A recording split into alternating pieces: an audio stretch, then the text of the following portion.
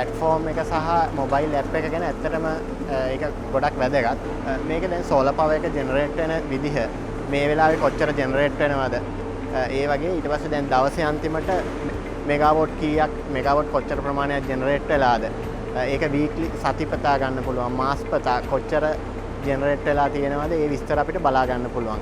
මේ app එක හරහා අපේ smartphone එකකින් හරි laptop එකකින් computer display එකකින් ඒ ඕන විදිහකට අපේ detail ටික බලා ගන්න පුළුවන්. අනිත් එක දැන් ඒකේ remote access facilities තියෙනවා.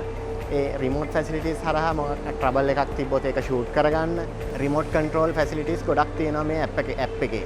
ඒක ගොඩක් වැදගත් power generation එක වගේම power monitor කරගන්න facility එක තියෙන එක මේක ඊටාම වැදගත් දෙයක්.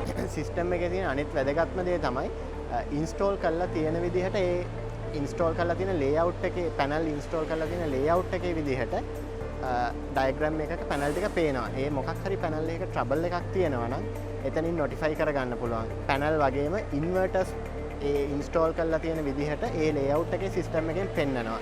අපිට එතකොට ඒ inverters වල condition එක panel වල condition එක වගේම real time monitor කරගන්න පුළුවන් facility එකක් තියෙනවා මේ app එකේ.